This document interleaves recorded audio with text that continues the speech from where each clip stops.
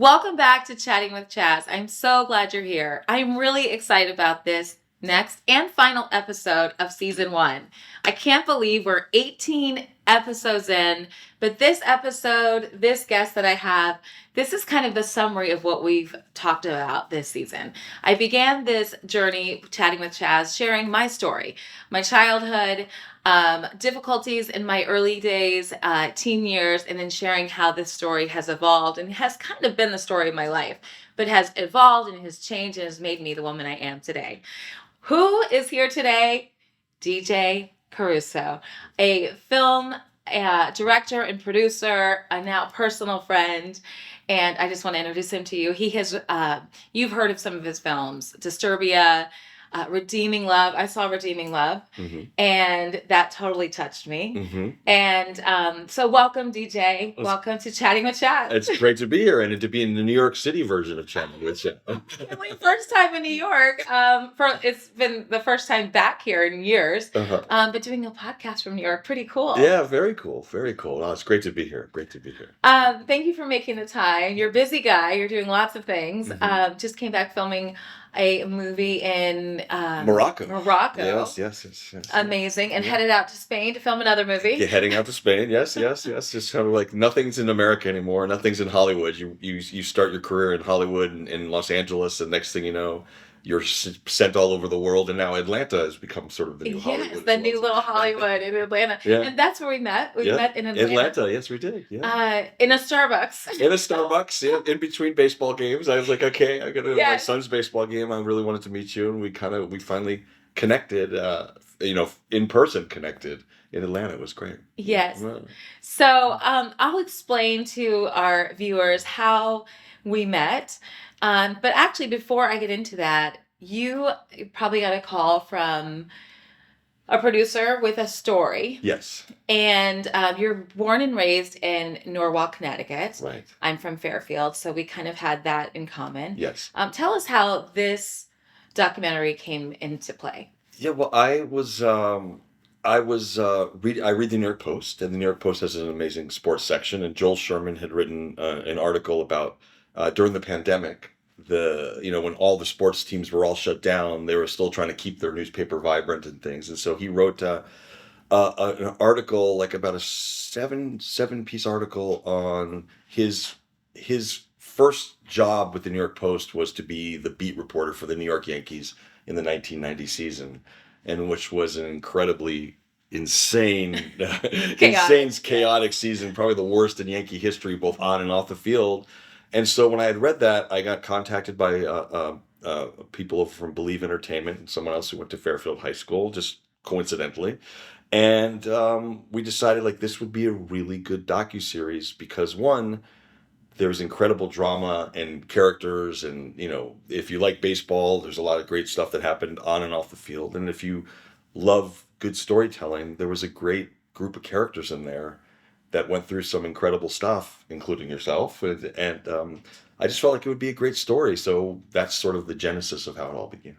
You're a baseball fan. I know you're a husband, father of 5 kids. I know your son is an incredible baseball player. So I feel like baseball kind of has your heart a bit. Yeah, baseball has my heart. And also, when you kind of step back and look at baseball and you look at life, I've always found this sort of parallel between you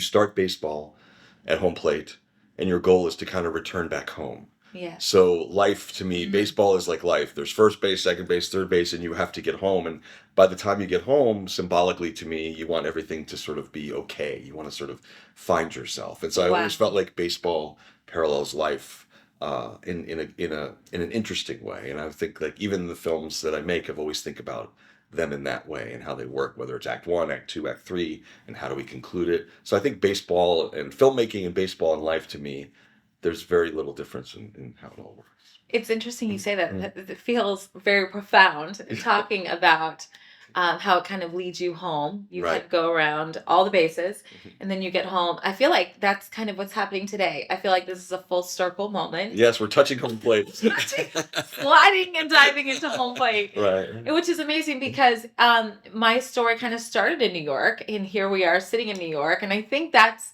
when you told me about this documentary you were going to do, and even that it was going to be released, May 16th, it'll be released. Yeah.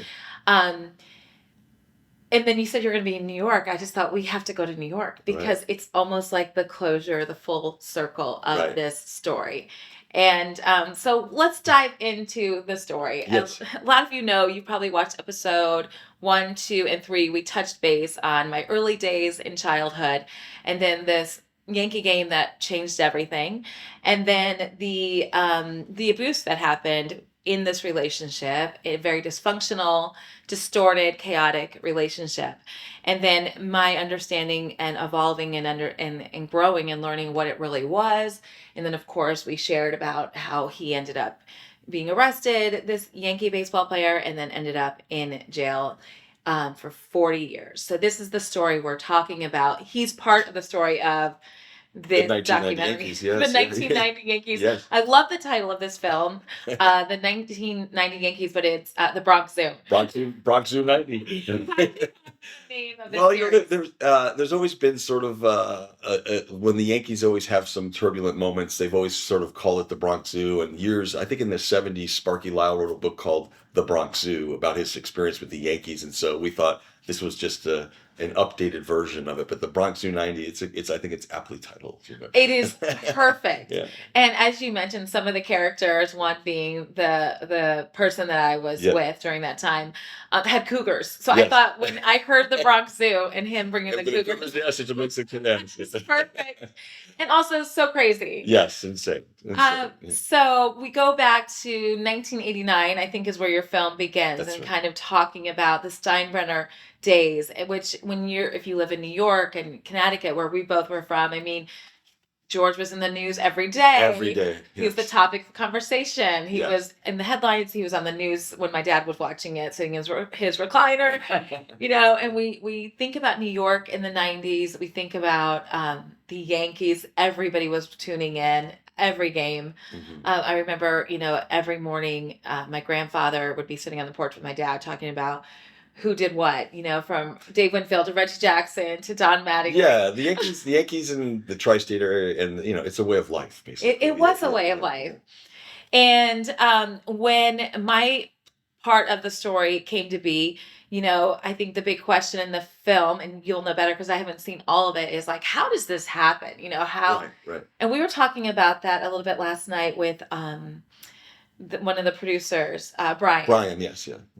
Who he did a great job, and Brian happened to be a classmate of mine and remembered. I guess this is what happened. Yeah. He heard about this documentary, and then said, "But wait, here's a piece." Is that kind of what happened? Yeah, well, because I think Joel's initial articles had sort of mentioned like maybe something between the player but didn't just kind of touched on a little bit, and so then I thought, and as a filmmaker, you're always looking for things deeper things, deeper thoughts, deeper things that you can dive into. And I thought, well, if I was able to sort of contact you, and I had no idea where you were, how you were doing, where you were in your life, I didn't know nothing. I knew nothing. And then when we finally made contact, and I saw how beautiful you are, and how your life is, and how vibrant you are, and your children, and your business, and I thought, wow, this is an interesting way to sort of show everybody that no matter what, you're going to be okay. You can be okay. And so I felt like that sort of in our Bronx Zoo 90 documentary, the Yankees are horrible in 1990, like horrible. And everything is as dark and as dreary as it possibly can be. And then 5 years later, they're on top of the world, right? Yes. And so I felt like your story and their story paralleled each other in a narrative way. And I thought that would be really strong if we can incorporate that into the documentary as well. That is another interesting. I think you were very meaningful and intentional in your direction. Right. But I feel like that is very true. Like, I've never really looked at it. Like, they were so bad, but then that era came where they were the best of the best. And you had players that were legends. The dynasty. Derek Jeter became the dynasty. Yeah. But typically those things happen, they start with a mess. Yeah. Situation. Right. I always say how I really believe God has made beauty from ashes, and I think He did that with the Yankees. He's done that in my life, and probably a lot of the people that were affected by that group Yes. men. Yes. Yes. I hope so. Yes. You wrote you directed a movie, Redeeming Love. Yes. And when you called me, I was skeptical.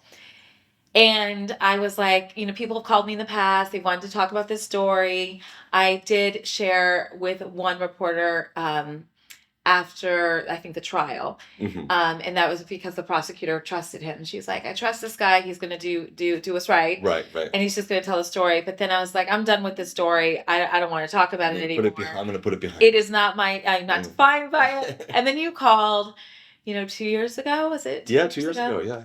And I think I put it off, and you were persistent. Mm-hmm. But what I think why I did talk with you is you sounded very sincere on the phone. Mm-hmm. And then you said, listen, I'm just coming in for a baseball game with my son. So if you have like a few minutes, we'll just meet for an hour. And I'm like, okay, I'm not not doing this. I'm just going to talk to the guy because he seems nice enough. Right. And then I met you. And but before I met you, you said you were talking about some of the pieces you did. And I watched Redeeming Love. Mm-hmm. And that really struck a chord in me. Yes. If you've never seen Redeeming Love, maybe share a little bit about that and how that has become kind of a little passion for you. Yeah, well, Redeeming Love is interesting. My wife and I were walking on the beach. I think I try to remember what wedding anniversary it was. She's probably going to kill me because I can't remember what wedding. Right? And she said, "If you could do one thing for me, I read this book." She went on a mission trip, and a lot of the women on the trip had said, "You've never read this book," and it's called Redeeming Love. And my wife read the book, and like she's never ever she's involved in what I do, but it's sort of like, okay, go make your movie, great, you're like, go do your thing. And so she's like, please, if you could make this a movie. And she started to tell me the story, and she went from page 1 to the end of the story, like detail and detail and detail. I was like, wow, this book really touched you. And so I read it, and I thought, wow, this is interesting. And then sort of found out who was going to make it. They tried to make it a few times and got involved, and it really became a passion project because it really is about unconditional love, and it's about a woman, a young girl who's thrown into sex trafficking, and her mother ends up, was a prostitute, and she ended up leaving her with someone that was not right. And this was a girl who, for her entire life, was a victim and was brutalized and was a prostitute, and ultimately finds this man who just loves her for who she is and unconditionally loves her. And it's about her journey and understanding that once you can once you can love yourself and you understand that God's love is unconditional, which is representative of this man, you can heal. You can heal and do great things. And so I think that's really important. It wasn't the most popular movie I ever made, but I can tell you, even this morning, when I go onto whatever social media or I get a special message, I get at least 2 messages a week from young girls or women who say, like, this movie saved my life. Yes. And it's like, you don't do it for that, but it's really powerful. And you realize, like, well, it wasn't this global phenomenon of a movie, but like, even if you touch 1 or 2, but I tell you, like, twice a week I get something, a special message from somebody who just tells me how important this movie was to them. It really touched me. Yeah. I had I'd heard of the book. I never read the book. Mm-hmm. And then when I Googled you, just to see, I have, when you're victimized and you realize you're victimized, you're careful to who you trust. Of course. The guard's always up. And then I watched that movie one night by myself. Mm-hmm. And I was crying. I mean, it was heavy, and it was healing to me. Yeah. Because I felt like, in a lot of ways, the story kind of mirrored my life. And when you get to a place of unconditional love, my relationship with God, and then, people you've trusted, parents, people that come alongside you, people you marry, and then you're just like, you can't trust anyone. You put your guard up, and I got it with her. And it's interesting you say that, because even in the film, it's, in a good way, it's slightly frustrating because she doesn't trust anybody. No one. And that's what hit me with it. Yeah, she doesn't trust anybody because she has no foundation to believe or to trust in anyone. And why is this man just being so kind?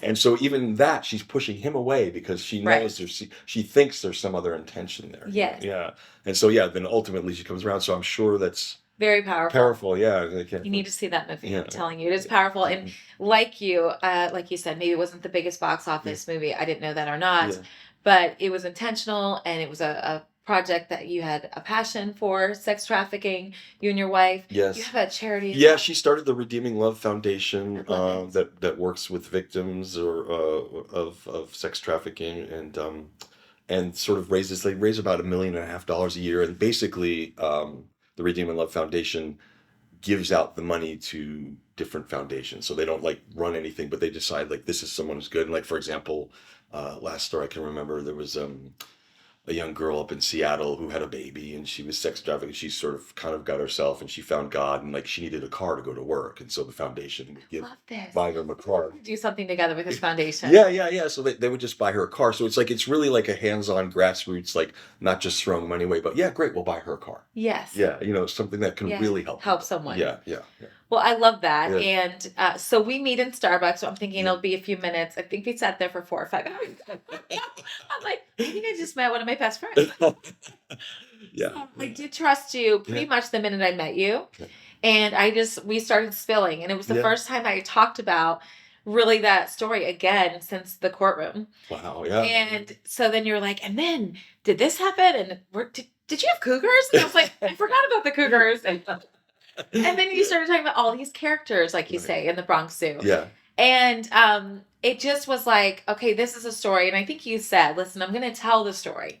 So I'd love for you to tell it in your own words, but I'll just tell it. But I will be careful the way I share it. And, I won't victimize you. You did say that. I don't know if you remembered that. Yeah, no, I do remember. And it was very kind. Yeah.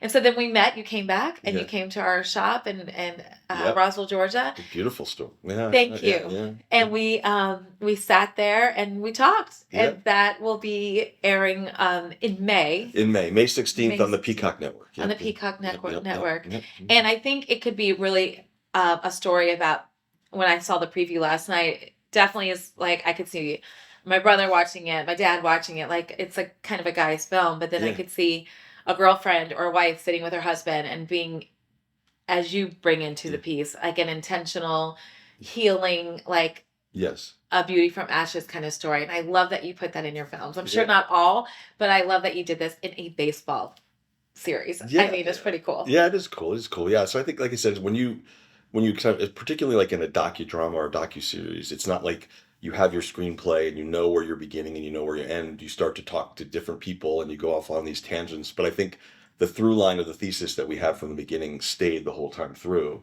But it was just interesting how these tangents of, you talk to this person, oh, then you need to talk to this person, and oh, this person is no longer with us, so we can't talk to this person. Right. And so you kind of run into some dead ends and stuff. But it was a real interesting process for me because I've never done a docudrama or documentary. Oh, so this is your first? The first one, yeah. So you realize like it's almost like you're writing a college thesis paper and you hope you get an A, Yeah. What have you heard as far as people that have previewed it? Well, the preview, I mean, I think it's really interesting because it's like you have all these different responses because you are getting people, and particularly women, who are saying, wow, like, forget the baseball part of it. Like, this is a really powerful story. And they understand that. And then you get someone who goes, my dad told me all about George Steinbrenner and told me. And then you have somebody who's a little older who goes, oh my gosh, I remember these stories, but I didn't remember them like this. And so you're getting all different kind of reactions, but the reactions have been, there's been a lot of baseball documentaries, and this is not to sort of diss them in any way, but they're all sort of like puff pieces on, this was this guy's career, and this was this guy's career, and this was this guy. And if you love baseball, that's great.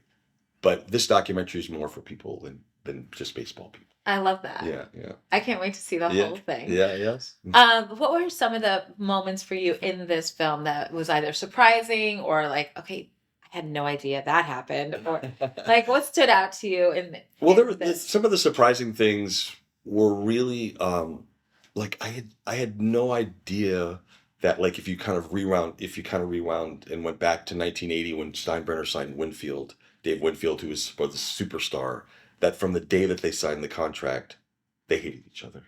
I had no idea until last night. And Dave Winfield, we grew up. Yeah. He was one of my favorite players. I mean, before my situation with the Yankees. Yes. We were huge Dave Winfield fans. Yeah, and that whole thing, so you realize, like, for 10 years, it was like, we say in the documentary, like, they got married and divorced on the same day, and the divorce took 10 years, right? Unbelievable. Yeah, so I always thought that was always kind of fascinating, and also to think, I think the other thing that was sort of, in retrospect, you learn is, like, how now we're so used to social media, we're so used to podcasts, we're so used to this, and you realize back in 1990, which is long ago, but not that long ago, how important just the reporters, the beat reporters Yes. were, right? The people with pens and paper who actually can write sentences and do things like they Yes. were the conduit to any messaging Yes. that the Yankees wanted to get out or Steinbrenner wanted to get out. And so, It was Twitter. It was like, and yeah, it was Twitter. It was really Twitter. And like Joel, who's one of the writers, like he even talked about it last night, was like, you'd go to the newsstand and see the new, what did the Daily News get? What did Yes. so like who had the better story, right? Yes. And so I thought that was a really interesting sort of look. You almost can make a film just about that. Do Yeah. You know what I mean? You know, it's interesting. There wasn't social media. Right. There wasn't Google. Right. So when I met Mel Hall, you couldn't Google him and find out if he was a bad guy. No. And so he just kind of integrated into our family. But last night, as you start hearing these stories, something triggered in my mind when Joel was saying, you kind of went to go look at the newspaper to see what was going on or who had the better story. Yeah. I remember one morning, Mel was at our house and the newspaper always came to the front porch. Mm-hmm. And my dad was on the front porch and we flipped it over and it was like, he was on the back and it was like Mel Hall filed for divorce. Nobody knew he was married. What? Wow. Yeah. And that's how we found things out. That's right. Yeah. And I'm like, he's in the kitchen right now. And then we just found that out in the newspaper. And it was things like that. And of course, he had a whole story. No, they're just catching on to it. Yeah. Now knowing, I'm like, no, Joel knew it was breaking news. Yeah. But it was things like that. I mean, I would too. I would find out in the newspaper. Right. And like Joel said yesterday, which I thought again was interesting.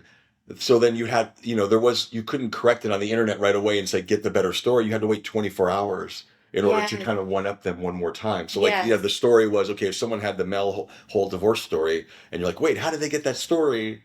You can't just like immediately go back and Google and update your newspaper. You have to like wait 24 hours. And by then it's sort of like it's old news. It really was like a time machine. Yeah, it was a time machine. Yeah, it was. Yeah. It has changed so much. And how we probably would have known more and maybe been a little more protected. I think so. Right? It would be impossible. Or even there was an incident that I was thinking about, like last week, the Barstool sports guy, Dave Portnoy, I think his name is.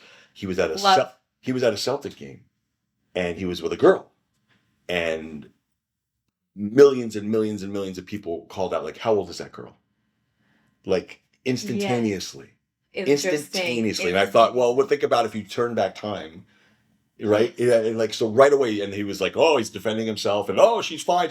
But that, right away, the scrutiny that we're all under now. Yes. Completely different than it was in 1990. Brian, one of the producers last night said, he goes, everybody says when we talk about this, well, back in that day, I think it was acceptable. And I'm like, was it though? Like, why do we say back in 1989 or 1990?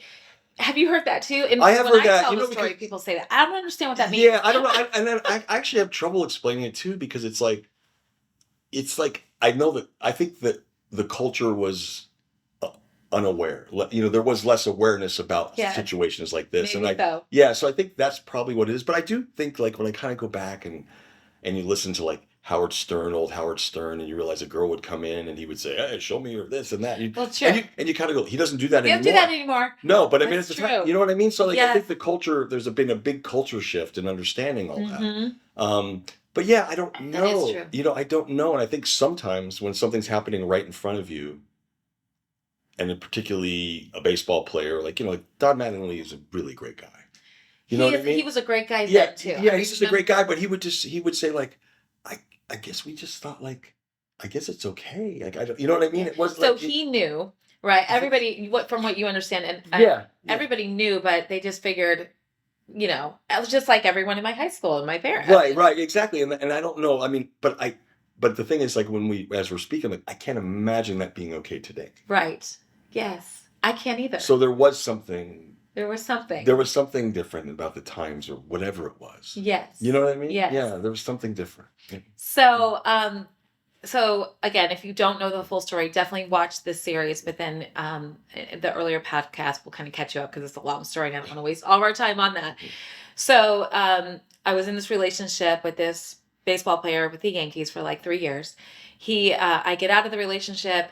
there's no Google. I don't keep up with him. I don't know what's happening until ESPN, maybe 20 years later. Was it 20 years later? Was it 20 Yeah, years yeah, later? something like that. Yeah, yeah. And I got a call from my mom, and they're like, hey, Mel's all over ESPN. He was arrested. And I'm like, arrested for what? I never Googled him. I think Google maybe was just starting. Yeah. I don't know. I never Yeah. checked up. Right. And he was arrested for raping a 12-year-old girl. And I was like, of course he was. Of course he was. And Yeah. then I dove in, Yep. and then he was a coach for girls basketball, which alarming red flag. Yeah, And red then there were more victims. So I get a call from a prosecutor.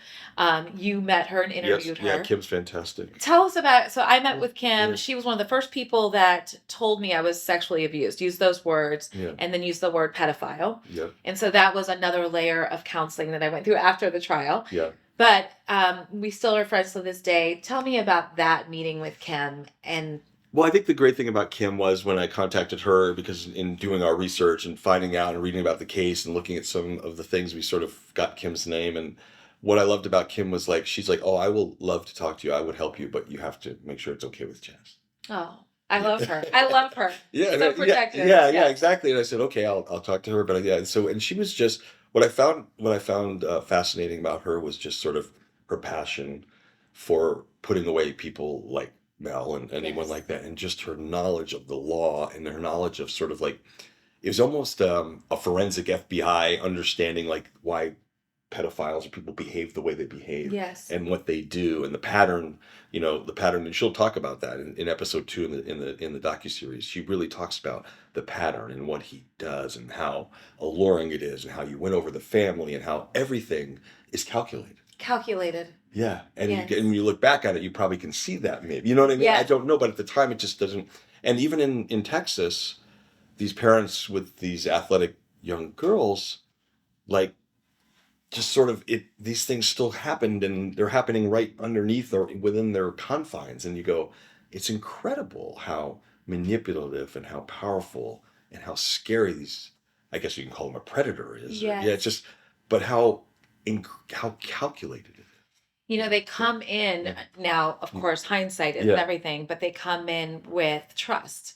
And I think the way he earned my trust, for anyone listening, for the flags to come off, is he kind of would turn and say, listen, I'm the only one that cares about you here, Right. because they wouldn't allow this. He Right. would even tell me, because you're underage, or Right. and so then they turn you against everybody else. And then I saw when he went to Texas, he started turning. He did the same thing. It's Same thing. almost like, and Kim said, he realized what worked. Yeah. And I think we think that I was the first case with him. And then he repeated the same strategy. Like Yeah, he said, yes. a calculated strategy. Yeah, with and families. yes. Over and over again. Yeah. Yes. I remember sitting in the courtroom before I got on the stand, and I thought, he has to stay in jail, because I didn't realize he was continuing to do this. Yes. And so I'm like, if he gets out, I just remember feeling an urgency that he has to be convicted. He will never stop, that he was sick. And then when you started hearing 12 years old and 14 years old and 15, and then Yeah. I think they found a letter in a girl's backpack even after he got arrested. Like he was still trying to do. I didn't know that. Oh, yes. interesting. And so it was just he couldn't be stopped. So the fact that he got 40 years in prison was remarkable. In the state of, I don't know if you know this about the jury. Did Kim tell you? Yeah. This is great. You should tell this. This is amazing. After it was not my trial. It was for Right. these other victims, and you spoke during the sentencing, correct? Yes. Yes, they had you get right. Yeah. during the sentencing, and I got really close with the victims, and we still remain in contact. But when he was sentenced, the victim said, we'd like you to kind of share it's like the last words before he goes to jail. Right.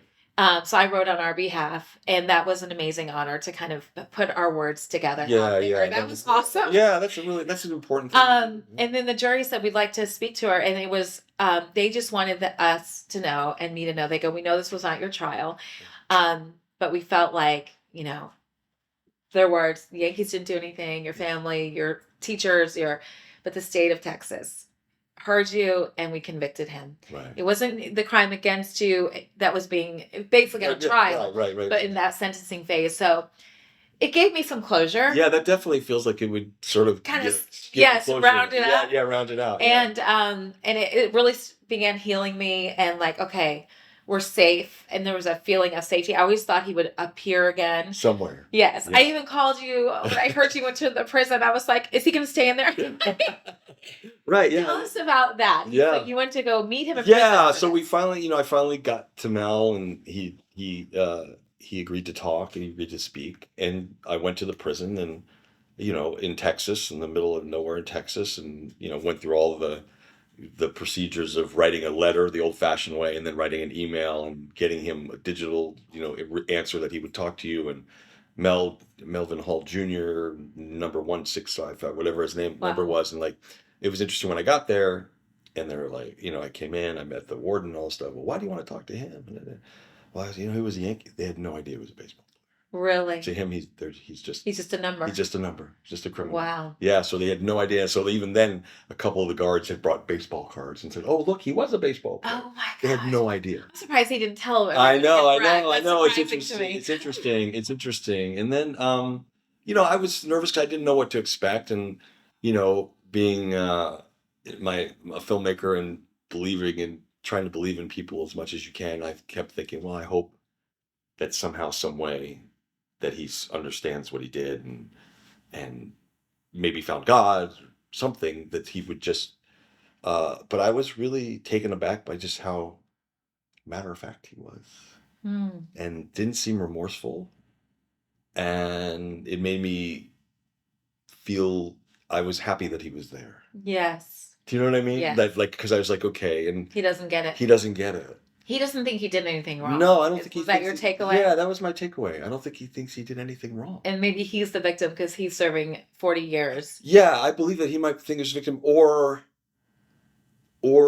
I just can't imagine that you can convince yourself or lie to yourself in that way. Like, whether you talk about the OJ or whatever it was, it's like maybe he convinced himself that he didn't do what he did. Or like, but it was really, and I just let him talk.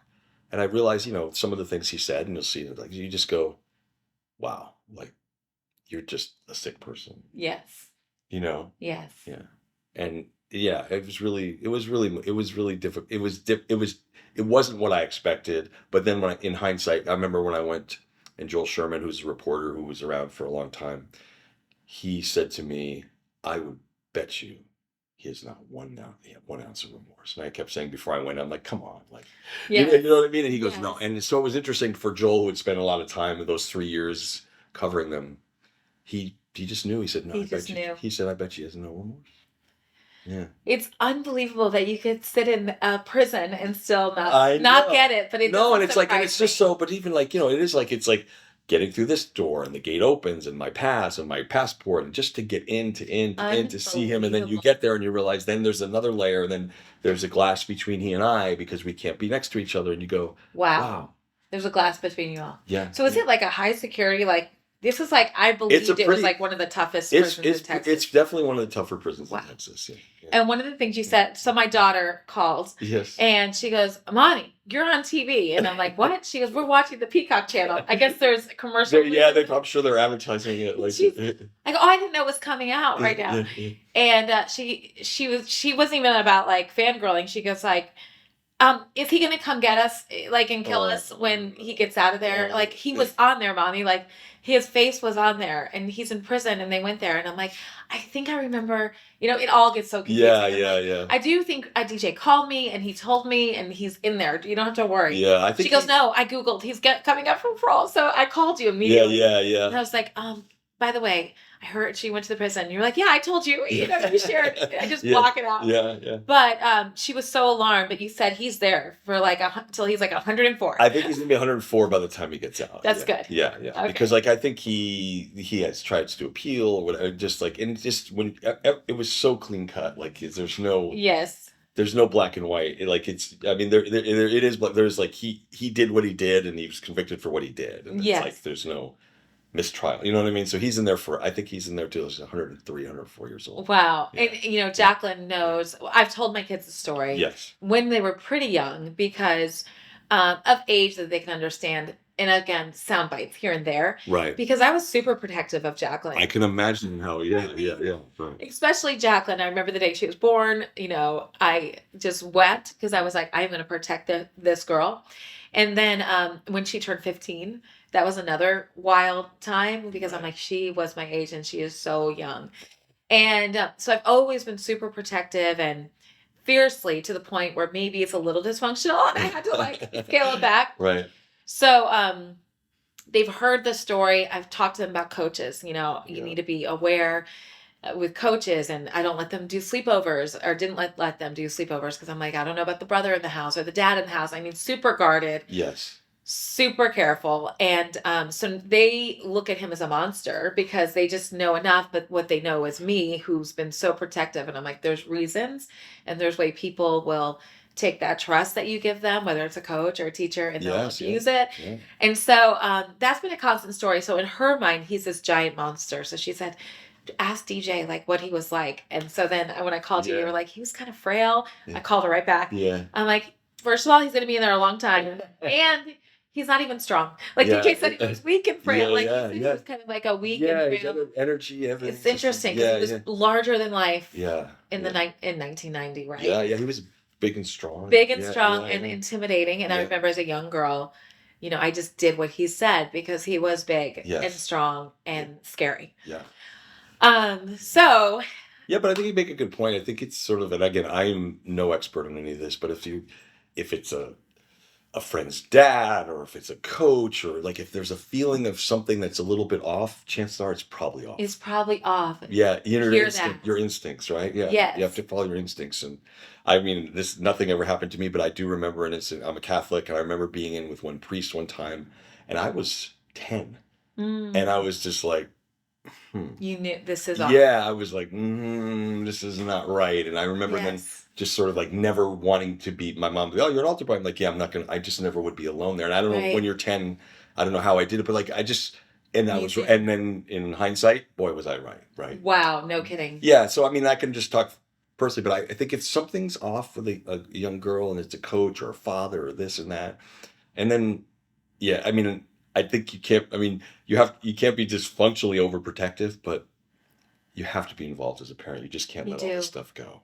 Yes. Yeah, you can't. You can't. No, eyes wide open. Yeah, eyes wide open. Yeah. As you were talking about, you feel it. You knew at 10. Yeah. I remember at 15 and some of the first times that he was inappropriate with me. I would pretend I was sleeping. Yeah. I knew in my gut there were times that I would just cry, tears running, and I was trying to be quiet because I didn't want him to think I was awake. Right. But I kept thinking, this is wrong. This is wrong. I was not a Christian. We weren't raised in a faith-based home. But there was a nudge, and I believe it was God, just saying, yeah, no one else is seeing it, but this is wrong. Yes. And then I would talk to him about it and say, then I started waking up because I pretty much had to.